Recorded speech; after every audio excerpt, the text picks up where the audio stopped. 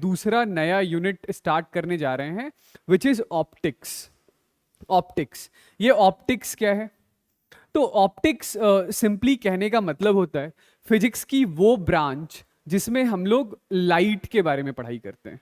तो ऑप्टिक्स कहने का मतलब है स्टडी ऑफ लाइट। ठीक है, इसके भी दो पोर्शंस हैं। एक हमारे पास ज्योमेट्रिकल या रे ऑप्टिक्स है। ज्योमेट्रिकल कहने का मतलब क्या? ज्योमेट्रिकल कहने का सिंपल मतलब ये है कि यहां पर अभी इस चैप्टर के अंदर हम लोग सिर्फ और सिर्फ लाइट का रेक्टिलीनियर प्रोपगेशन डिस्कस करने वाले हैं, यानी कि लाइट का प्रोपगेशन एक स्ट्रेट लाइन पाथ के अलोंग ही डिस्कस करने वाले हैं इस पर्टिकुलर चैप्टर में। क्या लाइट हमेशा स्ट्रेट लाइन पाथ के अलोंग चलती है? नहीं, लाइट के पास दोनों ही प्रॉपर्टी होती है। लाइट स्ट्रेट लाइन पाथ में भी चलता है और लाइट क्रेस्ट ट्रफ बनाता हुआ वेव जैसा भी चलता है। लेकिन अभी के लिए लाइट का वेव नेचर हम लोग नहीं पढ़ने वाले हैं। वेव नेचर अलग से कभी ना कभी हेडिंग डालकर पूरा चैप्टर हम लोग पढ़ेंगे। तो ज्योमेट्रिकल कहने का मतलब क्या है? ज्योमेट्रिकल कहने का मतलब है स्ट्रेट लाइन, या इसी को कहते हैं रेक्टिलीनियर।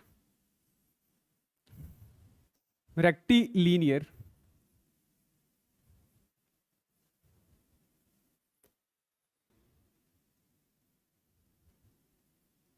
Propagation of light. ये ठीक है, रेक्टिलीनियर प्रोपगेशन ऑफ लाइट। ठीक है, यानी ये कभी यदि मैं ऐसा ड्रॉ करके आपको दिखाऊं कि एक लाइट रेडिएशन ऐसे चल के जा रही है, तो स्ट्रेट लाइन में लाइट ट्रैवल करेगी। और यदि मैंने सिर्फ एक ही एरो ड्रॉ किया है, इसका मतलब ये है कि इसका नाम होगा दिस इज अ रे ऑफ लाइट। इसे क्या कहेंगे? रे ऑफ लाइट। और यदि कभी ऐसी ढेर सारी पैरेलल लाइट रेडिएशन ऐसे ड्रॉ करके दिखा दूं, तो इसका मतलब होगा क्या? Beam of light. ये जो एरो है, ये एरो लाइट के डायरेक्शन को रिप्रेजेंट कर रहा होगा कि लाइट किस डायरेक्शन में ट्रैवल कर रहा है, इस बात को रिप्रेजेंट कर रहा होगा। ये वाली बात सही है? ठीक है, तो चैप्टर जो है वो चैप्टर काफी ज्यादा इंपॉर्टेंट है। जेई मेन, एडवांस, नीट, हर पॉइंट ऑफ व्यू से चैप्टर काफी ज्यादा इंपॉर्टेंट है। हर सेट में कम से कम आप एक क्वेश्चन तो इसका एक्सपेक्ट करते ही हैं कि आएगा ही आएगा, क्योंकि चैप्टर थोड़ा सा लेंदी है। कंटेंट काफ़ी ज़्यादा है। पहले प्लेन मिरर पढ़ेंगे, फिर उसके बाद स्फेरिकल मिरर पढ़ेंगे, फिर रिफ्रैक्शन स्टार्ट होगा, तो रिफ्रैक्शन पहले प्लेन सरफेस से स्टार्ट होगा, फिर स्फेरिकल सरफेस से स्टार्ट होगा, फिर कहीं लेंस आएगा, लेंस का कॉम्बिनेशन आएगा, लेंस का कॉम्बिनेशन मिरर के साथ आएगा, फिर उसके बाद उस लेंस के अपने एप्लीकेशन है, यानी कि माइक्रोस्कोप, टेलीस्कोप है, तो ढेर सारी चीज़ें हैं। ठीक है, पर चैप्टर जो है वो बहुत ज़्यादा टफ नहीं होता है। मतलब कंटेंट ज़्यादा है, पर ज़्यादातर जो जेई मेन के सवाल होते हैं या नीट के जो सवाल होते हैं, तो मोर और लेस आप कह सकते हैं कि प्रोसीजरल टाइप के ही क्वेश्चन इधर से हाल फिलहाल में आ रहे हैं। मतलब जब से एनटीए ने पेपर बनाना स्टार्ट किया है, तब से आप कह सकते हैं कि प्रोसीजरल टाइप के ही क्वेश्चन इससे आते हैं। ठीक है, तो बनने वाला मतलब चैप्टर ऐसा नहीं है कि या इवन इवन एडवांस की भी मैं बात करूं, तो एडवांस में भी जो क्वेश्चंस होते हैं वो इलेक्ट्रोमैग्नेटिज्म के मुकाबले आसान, ईजियर साइड पे होते हैं। ठीक है, तो चलिए स्टार्ट करते हैं और हम लोग डिफाइन करते हैं सबसे पहले क्या? तो सबसे पहले हम लोग डिफाइन करना स्टार्ट करते हैं लाइट को। ठीक है, लिखिए लाइट। क्या होता है लाइट? तो जो प्राइमरी डेफिनेशन है, आपने बचपन में पढ़ा है कि light is that form of energy which helps us to see around us. ठीक है, मतलब लाइट की वजह से ही जो देखने वाली सेंसेशन है वो प्रोड्यूस होती है। ठीक है, लेकिन अभी के लिए हमारे पास एक दूसरी स्टैंडर्ड डेफिनेशन और भी है। अभी जस्ट हम लोग इलेक्ट्रोमैग्नेटिक स्पेक्ट्रम पढ़ के आ रहे हैं, इलेक्ट्रोमैग्नेटिक वेव में स्पेक्ट्रम पढ़ के आ रहे हैं। उस स्पेक्ट्रम में आपने देखा कि इलेक्ट्रोमैग्नेटिक स्पेक्ट्रम का एक हिस्सा, सिर्फ एक हिस्सा ऐसा होता है जो हम ह्यूमंस को हमारी नेकेड आई से विजिबल होता है, दिखाई देता है, या ऐसा कह लें कि उसी लाइट की वजह से हम लोग अपने आस पड़ोस की चीजों को देख पाते हैं। ठीक है, तो इलेक्ट्रोमैग्नेटिक स्पेक्ट्रम का एक ऐसा हिस्सा जो विजिबल है इज लाइट। ठीक है, तो लिखिएगा लाइट में क्या कि part of electro magnetic spectrum part of electromagnetic spectrum having wavelength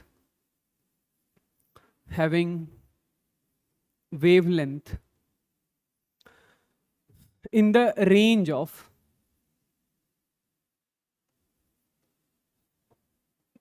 3600 angstrom to 7200 angstrom. ये रफ एस्टिमेशन है, एग्जैक्ट एस्टिमेशन नहीं है, ठीक है। Which is visible to us is light, ठीक है। तो लाइट ही हमें देखने की सेंसेशन देती है, ठीक है। लाइट की हेल्प से ही हम लोग अपने आस पड़ोस की चीजों को देख पाते हैं। इलेक्ट्रोमैग्नेटिक रेडिएशन का वो हिस्सा जिसका वेवलेंथ लगभग 3600 से 7200 एंगस्ट्रॉम के बीच में होता है इज लाइट या इज विजिबल लाइट। सिंपल, ठीक है। चलिए आगे बढ़ते हैं और लाइट की कुछ जो बेसिक या जनरल प्रॉपर्टीज है उस जनरल प्रॉपर्टीज को एक एक करके हम लोग डिस्कस करते हैं, ठीक है। चलिए सुनिए।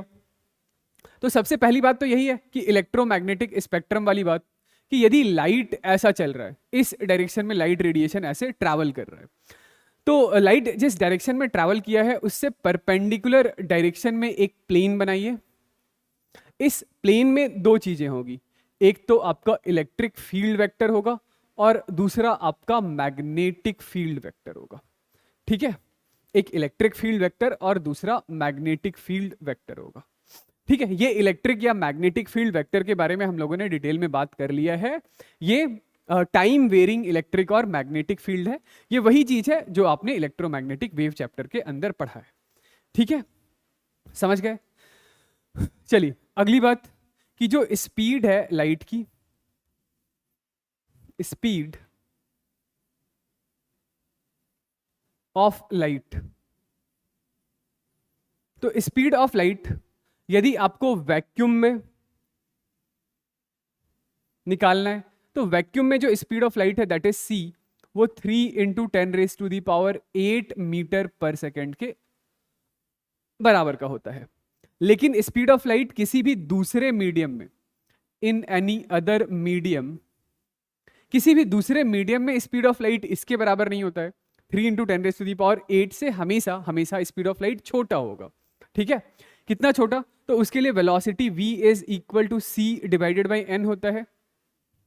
ये n क्या है? तो ये n उस मीडियम का रिफ्रैक्टिव इंडेक्स कहलाता है। This is refractive index of the medium. और ये जो refractive index of the medium है, ये रिफ्रैक्टिव इंडेक्स ऑफ मीडियम 1 से तो बड़ा ही होता है, जनरली पॉजिटिव होता है, ठीक है, अनलेस मीडियम आपका मेटा मटेरियल नहीं है। तो ये मेटा मटेरियल वगैरह कुछ भी सिलेबस वगैरह में नहीं है, बस एक बार जेईई एडवांस ने एक छोटा सा पैराग्राफ दे दिया था जिसमें बताया था मेटा मटेरियल एक ऐसी चीज है जिसका रिफ्रैक्टिव इंडेक्स नेगेटिव होता है, ठीक है। अदरवाइज उनको छोड़कर रिफ्रैक्टिव इंडेक्स किसी भी मीडियम का पॉजिटिव होता है, ग्रेटर देन 1 होता है, ठीक। तो वहां पे जो स्पीड होगा वो वैक्यूम के मुकाबले तो स्पीड छोटा होगा। जैसे आपने बचपन में पढ़ा भी है कि रिफ्रैक्टिव इंडेक्स ऑफ ग्लास कितना होता है, बताइए यदि याद है तो। ग्लास के लिए रिफ्रैक्टिव इंडेक्स 3/2 होता है। तो ग्लास में यदि आपको वेलोसिटी कैलकुलेट करना है तो वेलोसिटी c/3/2 हो जाएगा, यानी कि 2/3 टाइम्स ऑफ 3 × 10⁸, यानी ग्लास के अंदर जो स्पीड ऑफ लाइट है वो 2 × 10⁸ मीटर पर सेकेंड, ठीक है। किसी दूसरे मीडियम में निकालना होगा, वाटर के लिए फॉर एन एग्जांपल, तो वाटर के लिए जो रिफ्रैक्टिव इंडेक्स है वो रिफ्रैक्टिव इंडेक्स 4/3 के बराबर होता है। हेंस वहां से आप स्पीड ऑफ लाइट उस पर्टिकुलर मीडियम में निकाल लेंगे। हाँ, ये वैक्यूम के लिए या एयर के लिए लगभग एक ही जैसा होता है। वैक्यूम या एयर लगभग आप एक जैसा ही ट्रीट कर सकते हैं, ठीक है। इसके लिए जो स्पीड है वो 3 × 10⁸ मीटर पर सेकेंड के बराबर, ठीक है। आगे बढ़ते हैं। चलिए तीसरी बात लाइट के कॉन्टेक्स्ट में याद रखिएगा कि जो लाइट का पार्टिकल होता है, पार्टिकल ऑफ लाइट, तो लाइट के पार्टिकल को हम लोग फोटोन या क्वांटा कहते हैं। फोटॉन या क्वांटा कहते हैं। इस फोटॉन के पास जो एनर्जी होती है, that energy is h into frequency f, या this is same as h c by lambda होता है। ये फ्रीक्वेंसी को मैं f से डिनोट कर रहा हूं, और लैम्डा हमारा क्या है, तो लैम्डा वेवलेंथ, और h है हमारा Planck's constant. h is Planck's constant. Value क्या था, वैल्यू था 6.6 into 10 raise to the power -34 joules second. ये ठीक है। चलिए कुछ और प्रॉपर्टीज डिस्कस करते हैं लाइट की, सुनिएगा। फोर्थ इज, जैसे ये कोई एक इंटरफेस है, ठीक है, इधर की साइड हमारे पास कोई दूसरा मीडियम है और इधर कोई दूसरा मीडियम है, ठीक है, मतलब ऊपर कुछ और है नीचे कुछ और है, ठीक है। ये कोई एक ऐसे लाइट रेडिएशन है, ये लाइट रेडिएशन ऐसा आया और इस इंटरफेस पर टकरा गया। तो इंटरफेस पर टकराने के बाद इस लाइट रेडिएशन के साथ टोटल 3 चीजें हो सकती है, 3 चीजें हो सकती है। क्या क्या है, तो ऐसा हो सकता है कि ये लाइट रेडिएशन इस इंटरफेस को टकराकर उसी मीडियम में दोबारा चला जाए जिस मीडियम से आया था, ठीक है। तो आने वाली इस लाइट की रे को हम लोग एक नाम दे देते हैं, इसे कहते हैं दिस इज इंसिडेंट रे, ठीक है। और ये लाइट की रे जो टकराकर इसी मीडियम में वापस हुई है, इस लाइट की रे को कहते हैं दिस इज रिफ्लेक्टेड रे, और ये फेनोमेना रिफ्लेक्शन कहलाता है। हम लोग इसको अलग से अभी पढ़ेंगे हेडिंग लगाकर, ठीक है। ऐसा हो सकता है कि लाइट का कुछ हिस्सा वो इसी मीडियम में ट्रांसमिट हो जाए, इस मीडियम में ट्रांसमिट हो जाए, तो इसे हम लोग कहेंगे दिस इज ट्रांसमिटेड, या इसी को कहते हैं दिस इज रिफ्रैक्टेड, ट्रांसमिटेड या रिफ्रैक्टेड, ठीक है। फिर ऐसा भी हो सकता है कि ये जो सरफेस है ये कुछ लाइट रेडिएशन खा पी जाए, मतलब कुछ एनर्जी एब्जॉर्ब कर ले, तो इसे कहते हैं एब्जॉर्प्शन, ठीक है। ये रिफ्लेक्शन हो गया, ये एब्जॉर्प्शन हो गया, ये ट्रांसमिशन या रिफ्रैक्शन हो गया। इसके अलावा कोई चौथी चीज नहीं होती है, जो होता है बस यही 3 फिनोमेना होता है, ठीक है। तो अभी हमें क्या पढ़ना है, हमें अभी लाइट के अंदर ये रिफ्लेक्शन और रिफ्रैक्शन पढ़ना है। ये एब्जॉर्प्शन से जनरेटेड हीट वगैरह थोड़ी बहुत बातें हम लोगों ने क्लास 11th थर्मल फिजिक्स के अंदर कर रखा है, ठीक है। तो अभी हमें क्या करना है, अभी सिर्फ और सिर्फ ये रिफ्लेक्शन और रिफ्रैक्शन ही पढ़ना है। मतलब मैं यहां से ये कहना चाह रहा था कि एनर्जी ऑफ इंसिडेंस रे is energy of reflection plus energy absorption plus energy transmission, plus energy transmission. तो यही 3 फेनोमेना ही होते हैं और चौथा कुछ होता ही नहीं है, ठीक है, ओके।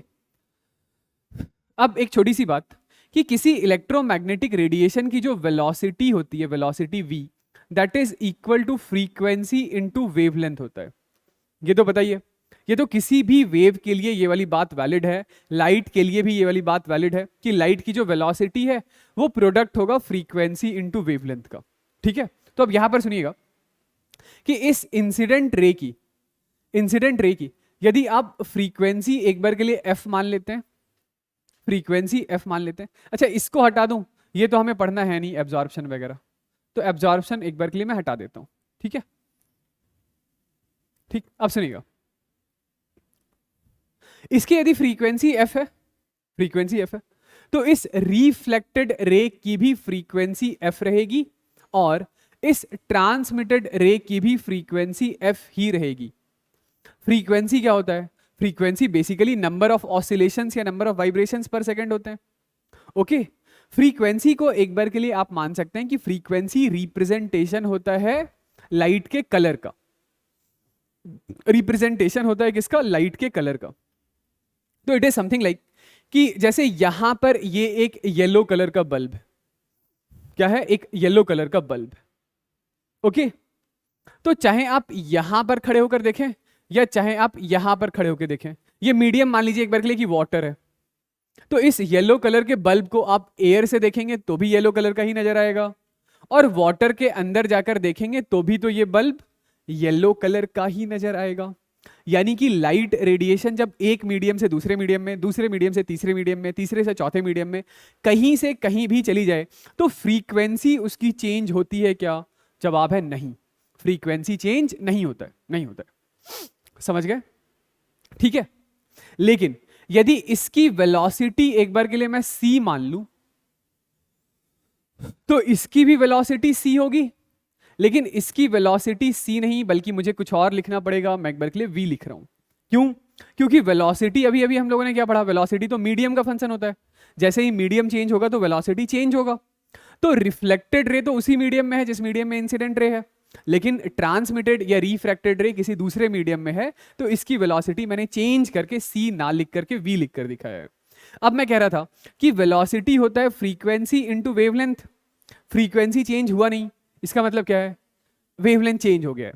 तो यदि इसका वेवलेंथ लैम्डा है तो इसका भी वेवलेंथ लैम्डा है, लेकिन इसका वेवलेंथ लैम्डा नहीं बल्कि लैम्डा डैश। इसका वेवलेंथ क्या है? लैम्डा नहीं है बल्कि लैम्डा डैश है। लैम्डा डैश बदल चुका है, मतलब वेवलेंथ बदल चुका है। समझ गए? ठीक है, वेवलेंथ चेंज हो चुका है। तो ये थी हमारे पास कुछ बेसिक प्रॉपर्टीज ऑफ लाइट।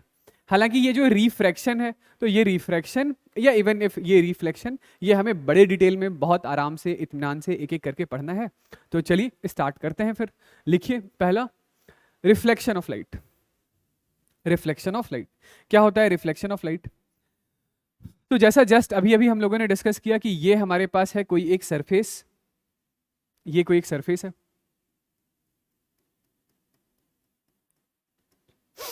ठीक है।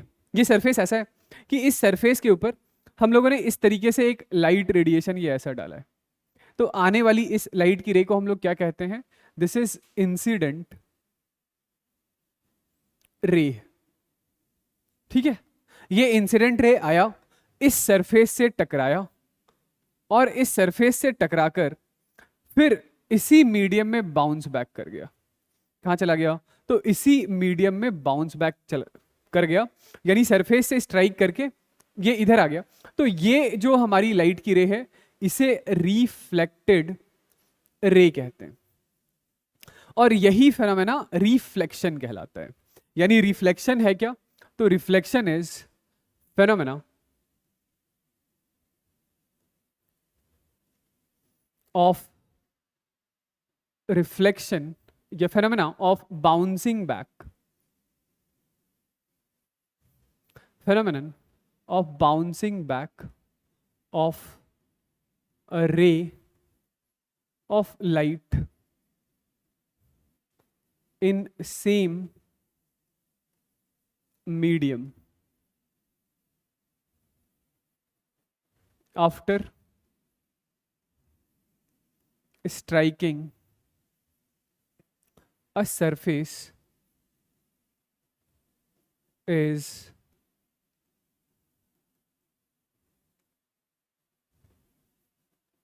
Reflection of light. यही हमारा रिफ्लेक्शन है, ठीक है। तो रिफ्लेक्शन के टाइप के बारे में भी आप सुन सकते हैं कि जैसे ऐसा है, ये हमारे पास एक ऑप्टिकली प्लेन सरफेस है। ये क्या है? This is an optically plane surface. Optically plane surface क्या होता है? तो ऑप्टिकली प्लेन सरफेस कोई एक मिरर हो सकता है, या कोई एक हाईली पॉलिश्ड सरफेस हो सकता है। हाईली पॉलिश्ड सरफेस हो सकता है। तो इस हाईली पॉलिश्ड सरफेस के ऊपर जब लाइट रेडिएशन ऐसे आती है, तो इस हाईली पॉलिश्ड सरफेस के ऊपर जिस पैटर्न में, जिस फैशन में लाइट रेडिएशन आती है, ये हाईली पॉलिश्ड सरफेस या ऑप्टिकली प्लेन सरफेस उसी पैटर्न में, उसी फैशन में लाइट रेडिएशन को रिफ्लेक्ट कराता है, ठीक है। जिस पैटर्न में, जिस फैशन में लाइट आ रही थी, उसी पैटर्न में, उसी फैशन में ये लाइट रेडिएशन चली गई, तो इसे हम लोग कहते हैं this is regular reflection. This is regular reflection, ठीक है।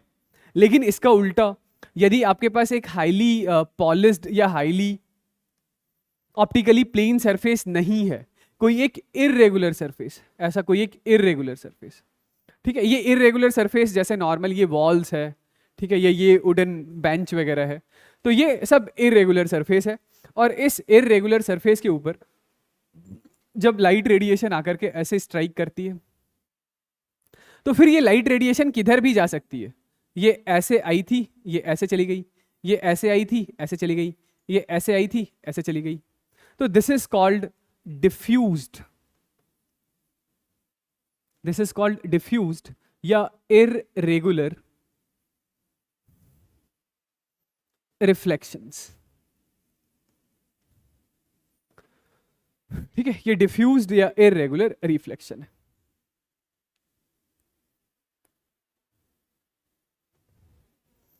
समझ गए?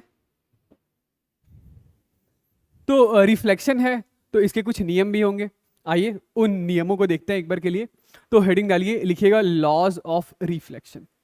ठीक है, लॉज ऑफ रिफ्लेक्शन क्या है? लॉज ऑफ रिफ्लेक्शन, तो लॉज ऑफ रिफ्लेक्शन को समझने के लिए एक बार के लिए मैंने एक ऑप्टिकली प्लेन सरफेस लिया है।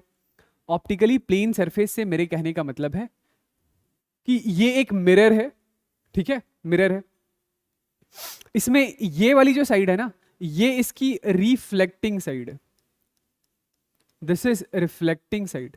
यानी लाइट हम लोग जब कभी भी डालेंगे तो इस रिफ्लेक्टिंग साइड के ऊपर ही डालेंगे। पॉलिश्ड साइड ये वाली जो दूसरी साइड है, तो दिस इज पॉलिश्ड या पेंटेड साइड, पॉलिश्ड या पेंटेड साइड। तो लाइट कभी इधर से मत डालिएगा, इधर से लाइट डालने का कोई मतलब नहीं है, कोई फायदा नहीं है। लाइट हम लोग कहां से डालेंगे? तो लाइट इस रिफ्लेक्टिंग साइड के ऊपर ही पड़ना चाहिए। ठीक है, सुनिएगा लॉज ऑफ रिफ्लेक्शन क्या है। तो जैसे ये एक लाइट रेडिएशन है, ये ऐसे आया और इस पॉलिश्ड साइड पर यहां पर ऐसे स्ट्राइक करता है, ठीक। तो आने वाली इस लाइट की रे का क्या नाम है? इस लाइट की रे का नाम है इंसिडेंट रे, ये ठीक है। तो ये लाइट की रे ऐसे आई, सरफेस से टकराई और टकराकर फिर वैसे ही चली गई। तो फिर जाने वाली इस लाइट की रे का नाम क्या है? इसका नाम है reflected ray, this is reflected ray. और यहां पर एक तीसरा लाइन मैंने और भी ड्रॉ किया है जो इस मिरर पर 90 डिग्री का एंगल बना रहा है, this is normal, this is normal to the mirror. Normal basically just एक लाइन होता है जो किसी सरफेस पर परपेंडिकुलर होता है, उसी का नाम क्या है? नॉर्मल है। यानी नॉर्मल इस मिरर से कितना एंगल बना रहा है? 90 डिग्री का एंगल बना रहा है। ठीक है, चलिए, तो लॉज ऑफ रिफ्लेक्शन क्या है? रिफ्लेक्शन के हमारे पास दो लॉज हैं, जिसमें पहला इज कि ये इंसिडेंट रे नॉर्मल के साथ जो एंगल बनाती है, इस एंगल को हम लोग क्या कहते हैं? इस एंगल को कहते हैं एंगल ऑफ इंसिडेंस। और ये जो रिफ्लेक्टेड रे है, ये रिफ्लेक्टेड रे भी नॉर्मल के साथ कुछ एंगल बनाती है, इस एंगल का नाम क्या है? इस एंगल का नाम है एंगल ऑफ रिफ्लेक्शन। तो पहला नियम क्या है? पहला नियम सिंपल सा है कि ये जो एंगल ऑफ इंसिडेंस है और ये जो एंगल ऑफ रिफ्लेक्शन है, दोनों एक दूसरे के न्यूमेरिकली बराबर होते हैं, दोनों बराबर होते हैं। ठीक है, दोनों बराबर होते हैं। चलिए, दूसरा नियम क्या है? दूसरा नियम क्या है? तो दूसरा नियम ये है कि ये इंसिडेंट रे, ये रिफ्लेक्टेड रे और ये नॉर्मल, ये तीनों के तीनों एक ही प्लेन में होते हैं। ये जो हमारा प्लेन है, ये जो बोर्ड वाला, ये जो पैनल वाला प्लेन है, तो ऐसा नहीं हो सकता है कि इंसिडेंट रे ऐसा आया और मिरर से टकराकर ऐसे प्लेन से बाहर आ जाए, या मिरर से टकराकर प्लेन के अंदर चला जाए। ये इंसिडेंट रे ऐसे आया, सरफेस पर टकराया, तो टकराकर इधर नहीं जा सकता है, इधर नहीं जा सकता है। ये तीनों की तीनों चीजें एक ही प्लेन पे होगी, मतलब ये ऐसा आया, मिरर से टकराकर फिर इसी प्लेन पे जाएगा। समझ रहे हैं? ठीक है, तो एक बार के लिए इसी चीज को मैथमेटिकली लिखने की कोशिश करते हैं। तो ये जो इंसिडेंट रे है ना, इस इंसिडेंट रे के डायरेक्शन में एक यूनिट वेक्टर असाइन कर देते हैं और इसका नाम रख देते हैं आई कैप। क्या नाम रख दिया इसका? आई कैप। ये जो रिफ्लेक्टेड रे है इस दिशा में एक यूनिट वेक्टर असाइन कर देते हैं, इसका नाम रख देते हैं आर कैप। ठीक है, और ये जो नॉर्मल है, नॉर्मल के डायरेक्शन में एक यूनिट वेक्टर असाइन कर देते हैं, इसका नाम रख देते हैं एन कैप। ठीक है, तो एक बार मैं स्टेटमेंट भी लिख देता हूं कि incident ray comma reflected ray and normal will lie on same plane। ठीक है, सेम प्लेन।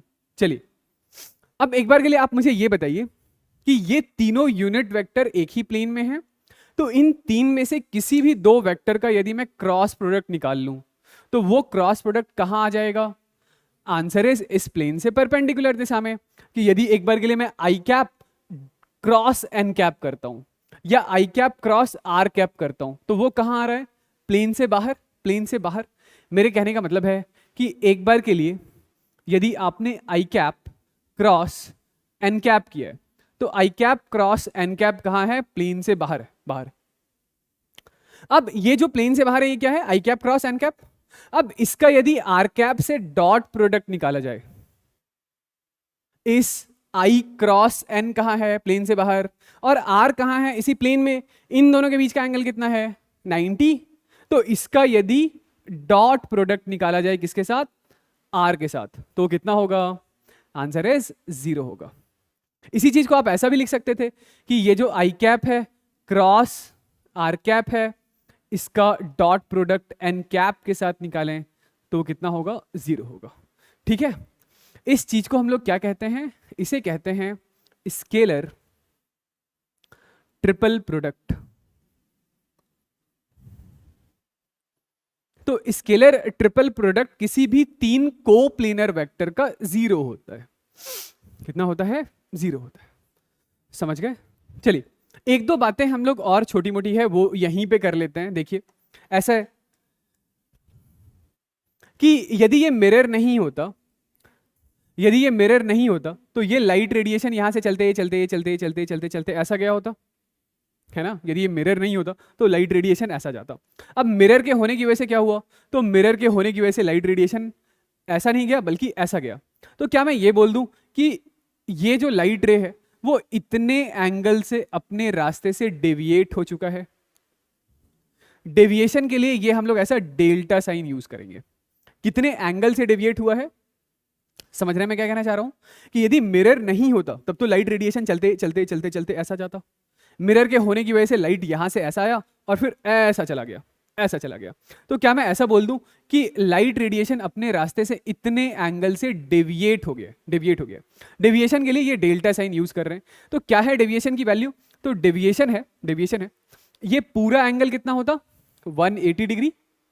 और यदि ये एंगल आई है तो एंगल आर भी तो एंगल आई के बराबर है।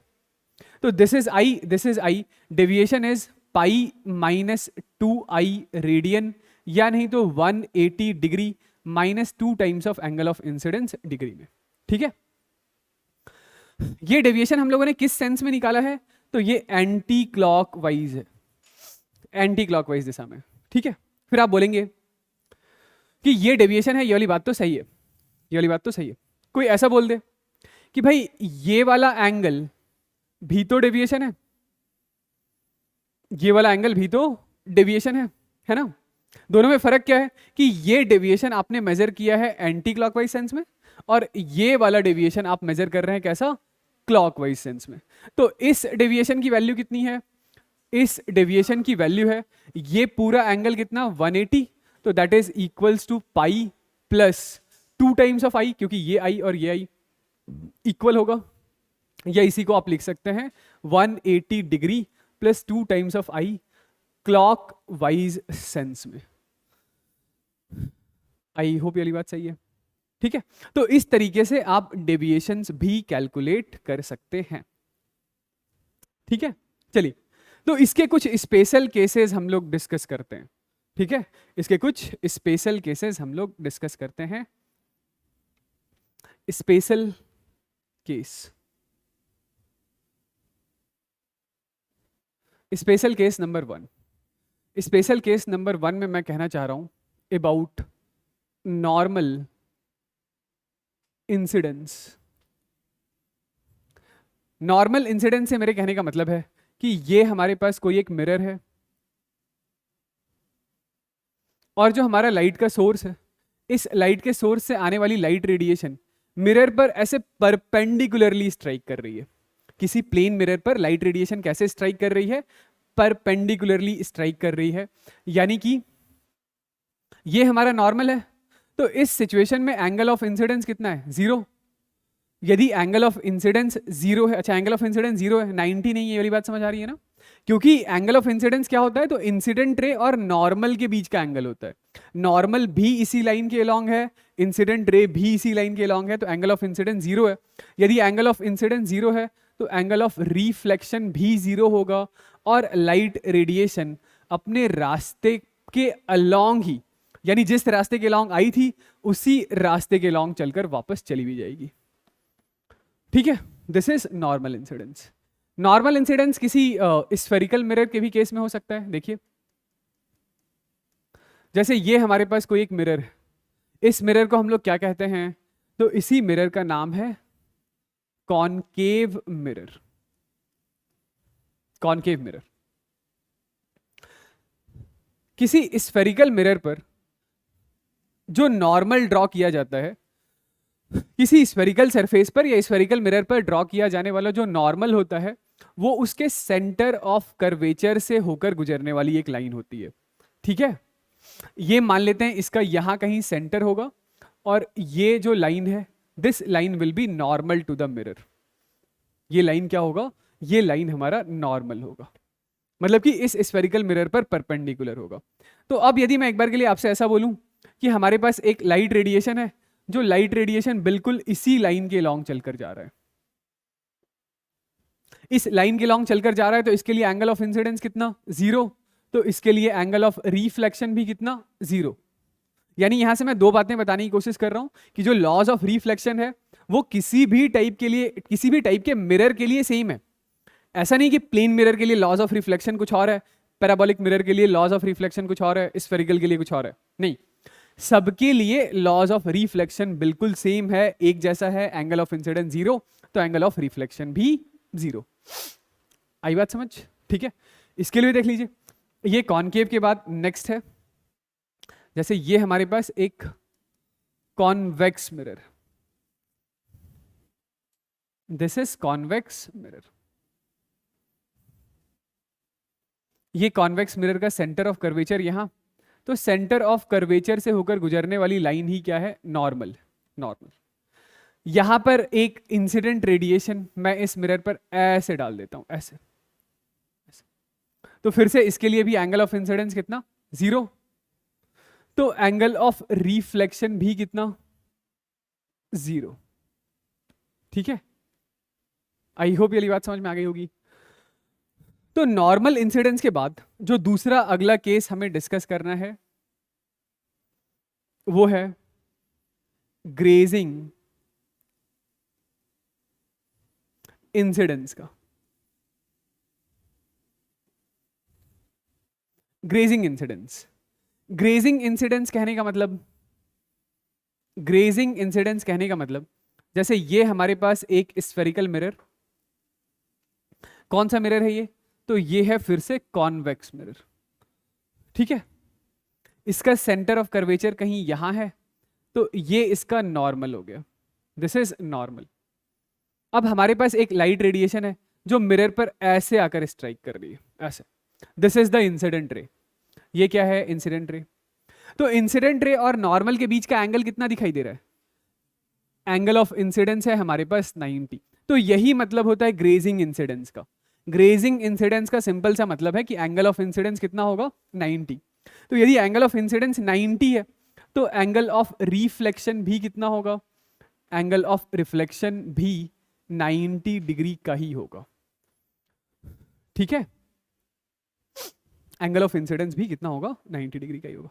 चलिए डेविएशन के बारे में बात कर लें कि यदि कोई यहां पर आपसे पूछ लेता कि भाई डेविएशन बताइए, तो यहां पर आप डेविएशन बोलते हैं, डेविएशन इज 180 - 2i। आई 0 है, डेविएशन 180 डिग्री का है, which is same as 2 pi radian, which is same as 2 pi radian. मतलब लाइट ऐसे आई, ऐसे गई, 180 डिग्री से डेविएट हो गई, है ना? ठीक है, सिंपल। यहां पर कोई आपसे डेविएशन पूछ लेगा, sorry, is equal to pi radian, pi radian. दूसरे सिचुएशन में यहां पर कोई आपसे डेविएशन पूछ ले, तो यहां पर deviation is 180 degree minus 2 times of angle of incidence, है ना? तो यहां एंगल ऑफ इंसिडेंस कितना है? 90, तो दिस इज इक्वल टू 0। इस सिचुएशन में डेविएशन कितना है? 0। ठीक है, यानी कि यदि आपको एक ग्राफ प्लॉट करना हो जिसमें वाई एक्सिस के अलॉन्ग डेविएशन, एक्स एक्सिस के अलॉन्ग एंगल ऑफ इंसिडेंस हो, तो deviation is pi minus 2i है, यानी डेविएशन का एंगल ऑफ इंसिडेंस के साथ वेरिएशन कुछ ऐसा होगा। ठीक है, ये वो पॉइंट है जहां पर आपका एंगल ऑफ इंसिडेंस 90 हो जाता है, तो यहां पर डेविएशन 0 हो जाता है। ये वो पॉइंट है जहां पर एंगल ऑफ इंसिडेंस 0 है, तो डेविएशन 180 डिग्री का हो जाता है। एक और छोटी सी बात है जो थोड़ी इंटरेस्टिंग है, तो सुनिएगा, ठीक है? इसको एज अ नोट पॉइंट डाल करके मैं लिख रहा हूं। ऐसा है कि ये हमारे पास एक प्लेन मिरर,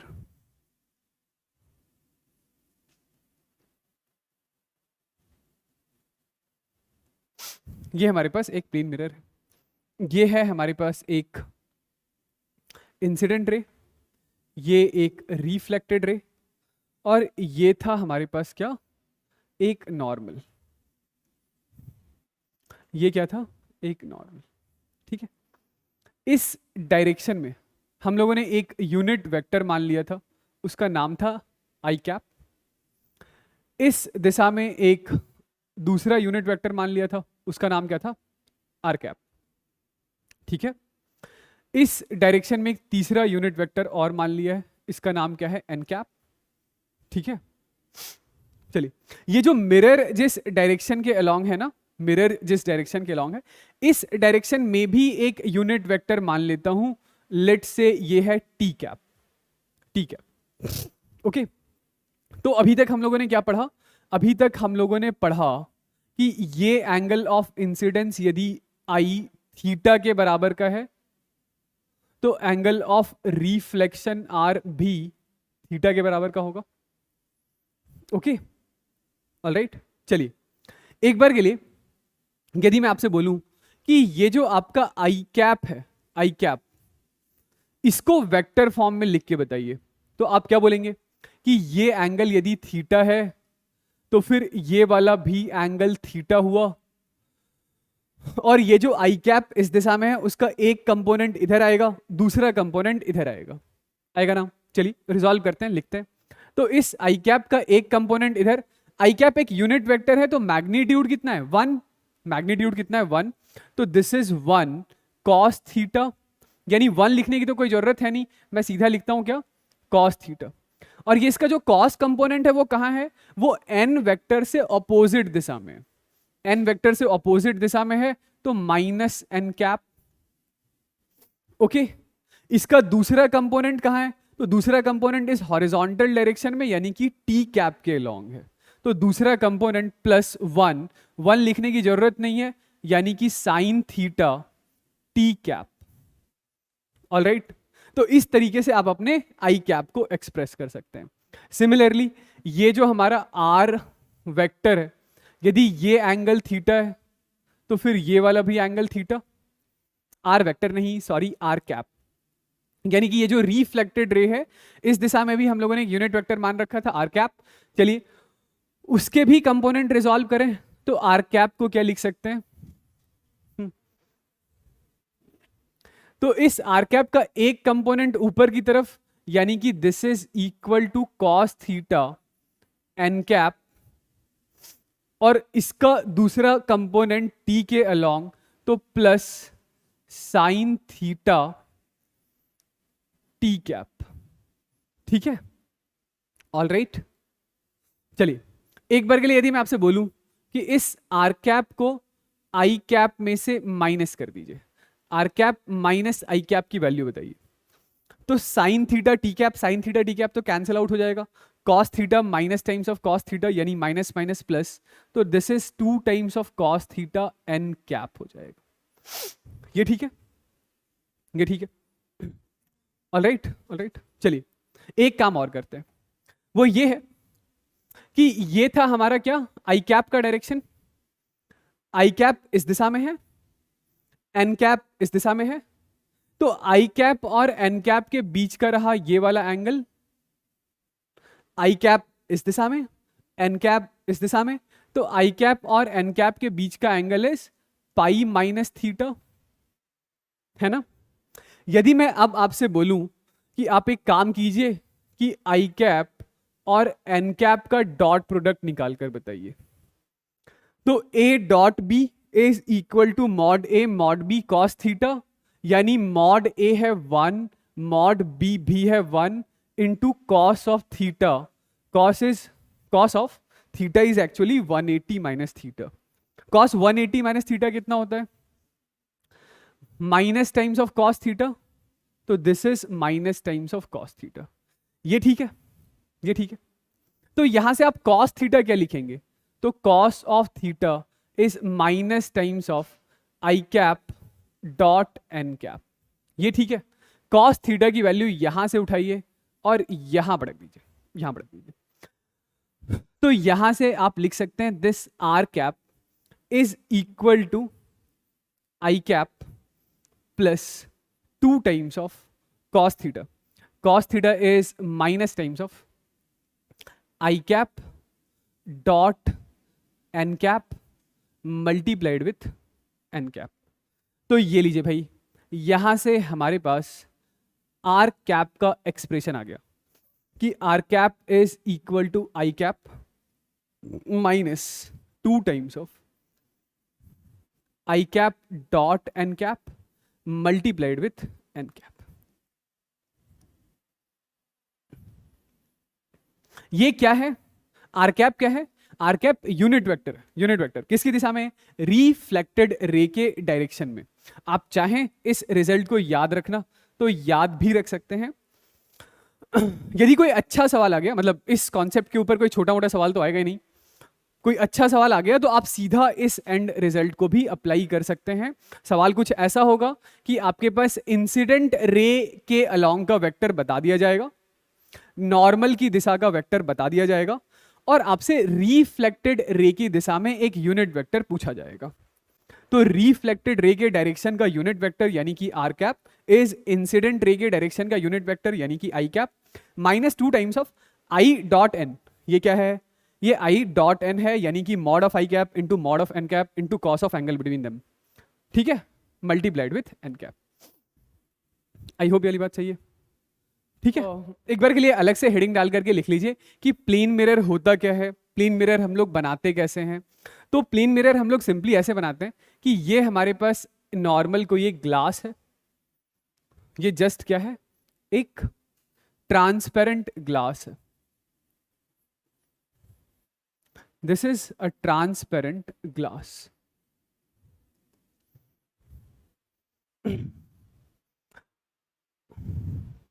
हाँ, ये क्या है, एक ट्रांसपेरेंट ग्लास है। इस ट्रांसपेरेंट ग्लास से यदि आपको एक प्लेन मिरर बनाना है तो ग्लास की कोई एक साइड बंद करनी होती है, बंद करनी होती है। तो इससे सिंपल मेरे कहने का मतलब है कि एक साइड हम लोग ये ऐसा पेंट कर देते हैं, ये वाली जो साइड है ना, इसको ऐसा पॉलिश कर देते हैं, पेंट कर देते हैं। तो इसी चीज को हम लोग रिप्रेजेंट करते हैं कुछ ऐसा, ये एक लाइन ड्रॉ करके और फिर ये वाली साइड ऐसे पॉलिश्ड या पेंटेड साइड। तो this is polished side and this is reflecting side,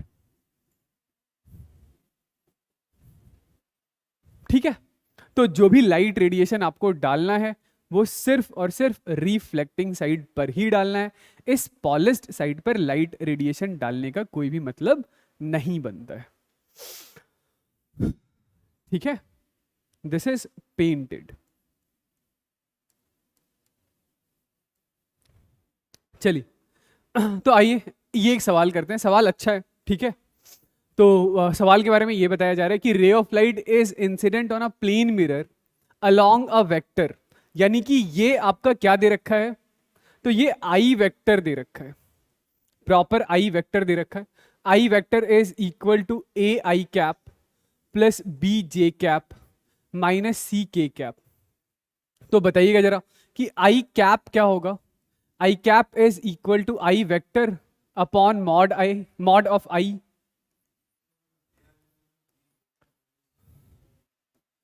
A I cap plus B J cap minus C K cap by mod of A square plus B square plus C square. ठीक है, normal on the incident point is along, तो ये हमारे पास normal vector दे रखा है, ये तो मेरे ख्याल में एन कैप ही दे रखा है। ये क्या है, दिस इज एन कैप, और एन कैप आपके पास है I cap plus J cap by √2, ये एन कैप। ठीक है, क्या पूछा जा रहा है, unit vector along reflected ray, reflected ray की दिशा में एक यूनिट वेक्टर बताइए। तो रिफ्लेक्टेड रे की दिशा में यूनिट वेक्टर यानी R cap is equal to क्या है, तो R cap is equal to हम लोगों ने अभी अभी लिखा I cap minus 2 times of I cap dot N cap into N cap, यही था हमारा रिजल्ट, है ना। तो आई कैप की जगह हम लोग लिखेंगे this is equal to A I cap plus B J cap minus C K cap divided by mod of A square under root of A square plus B square minus C square minus 2 times of I cap dot N cap, I cap dot N cap, यानी कि आई वाले को आई से multiply कीजिए, आई cap को जे आई cap से multiply कीजिए, और जे कैप को जे कैप से मल्टीप्लाई कीजिए। ठीक है, तो निकालिए कितना आ रहा है, this is A upon under root of A square plus B square plus C square multiplied with ये क्या है 1/√2। ठीक है, प्लस जे कैप को जे कैप से, यानी कि b divided by under root of A square plus B square plus C square into 1/√2 into N cap. तो एन कैप था हमारे पास I cap plus J cap by √2, कितना हो गया ये, तो this R cap is A I cap plus B J cap minus C K cap by under root of A square plus B square plus C square minus 2, ये कितना हो गया, तो this is A plus B by √2 times of under root of A square plus B square plus C square, ये √2 तो 2 ही हो गया। ठीक है, और यहां पे है I cap plus J cap, तो ये 2 से ये 2 कैंसिल आउट हो गया। अच्छा, ये यहां से फिर ए आई कैप आया, तो ये ए आई कैप वाले से ए आई कैप वाला टर्म कैंसिल आउट हो जाएगा, तो ए आई कैप वाले से ए आई कैप वाला टर्म कैंसिल आउट हो जाएगा, तो क्या बचेगा, सिर्फ minus times of A J cap upon under root of A square plus B square plus C square. B J cap से ये बी जे कैप वाला टर्म कैंसिल आउट हो जाएगा, तो क्या बचेगा, minus B I cap by under root of A square plus B square plus C square, और ये सी वाला टर्म तो एज इट इज बच गया, यानी minus C K cap by under root of A square plus B square plus C square. ये हमारा answer हो जाए। ठीक है, ये हमारा आंसर, समझ गए।